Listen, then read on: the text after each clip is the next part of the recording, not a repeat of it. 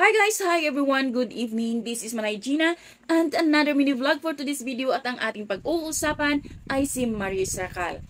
Nung nakarang araw, in-interview siya ni Karen Davila at doon makikita natin na sobrang napaka-strong, brave ni Maris at sobrang nakaka-proud. Nasa comment section nga is nag-comment yung kanyang tatay at sinabi nga niya na very proud siya kay Maris kung paano si Maris ngayon.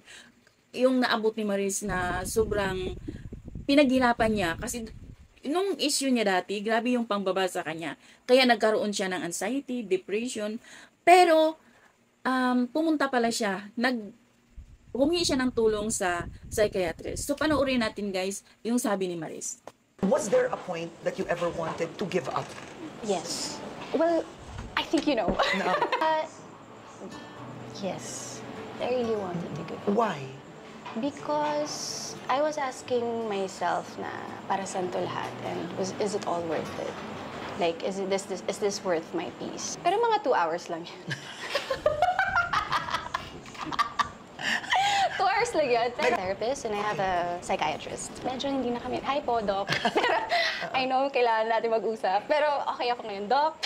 Pero nung mga time na kailangan ko siya, kausap kami, started with therapy, and then psychiatrist na, and then medication. Yeah. It really helps. I really believe in it. It makes me strong, that I fully believe in myself.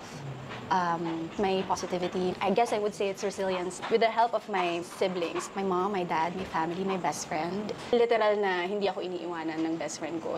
I love her so much. Sila yung nagpapalakas sa akin. Sila yung naging malaking reason bakit nandito pa rin ako.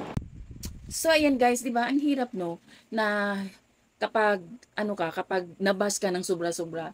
Pero buti na lang at talagang matapang si Maris. Tingnan mo ngayon kung anong narating ni Maris. Grabe. Sobrang galing-galing ni Maris. So yun lang guys na i-share ko lang. Thank you for watching. Until then, bye. God bless everyone.